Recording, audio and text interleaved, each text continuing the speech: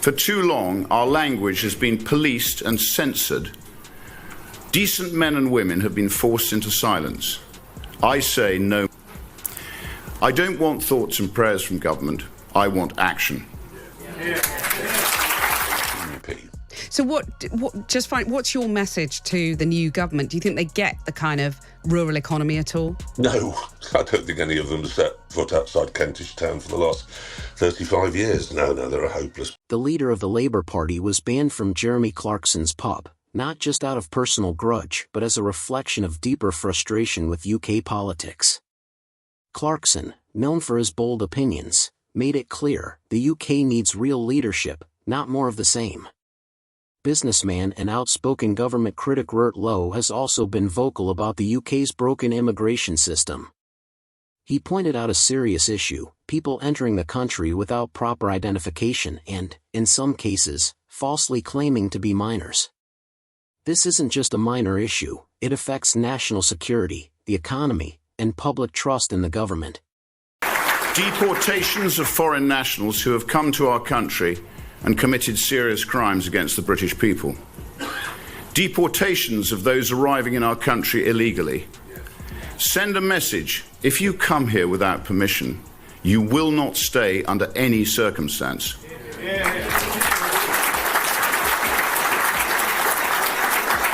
2 words: detain, deport. Deportations of those living in our country illegally. Recent estimates stated that up to 1 in 12 individuals living in our capital city are illegal migrants.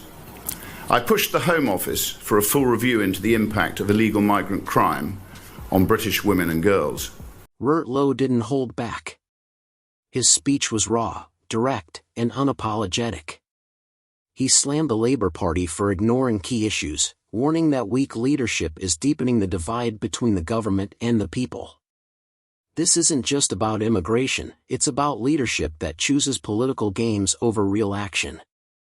While Jeremy Clarkson was making headlines for banning a politician from his pub, Lowe was delivering a stark reality check: the UK needs change, and fast. His message?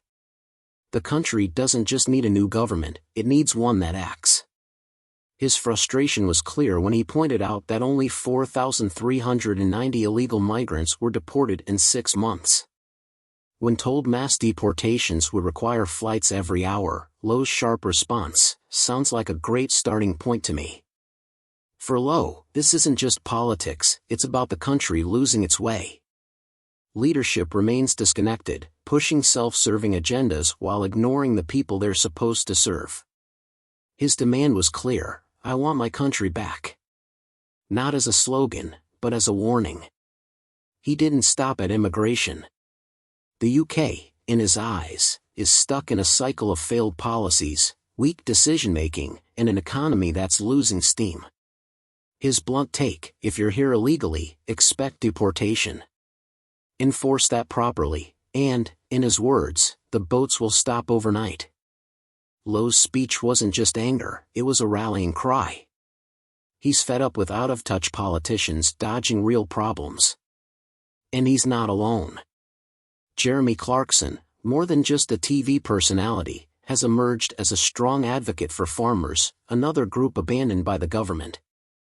With rising costs, labor shortages, and climate pressures, their struggles highlight a larger issue: an economy that isn't growing and leadership that isn't leading. So the real question is, who is the government actually serving? Because right now, it's not the people. Farmers already face an uphill battle, but government policies aren't doing enough. Jeremy Clarkson argues farming is crucial for the UK's economy and food security, yet, many farmers feel abandoned in favor of urban-focused policies. Their struggles highlight a bigger issue: economic stagnation. While tech and finance thrive, the rest of the country is falling behind. Rachel Reeves, Labour's shadow chancellor, is under fire for failing to present a clear economic plan. In public appearances, she dodges critical questions about growth and stability. Even when asked if she'd remain Chancellor, there was hesitation, fueling more doubts about Labour's leadership. Despite all the focus on immigration and political debates, the UK's real crisis is economic. The farming sector is struggling, inflation remains high, and job markets are weak.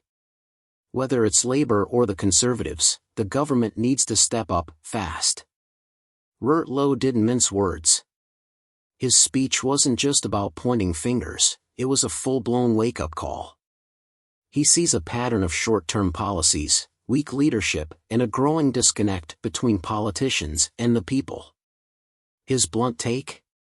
If you're here illegally, expect deportation. Enforce it at scale, and the boats stop overnight. But Lowe's message goes beyond immigration.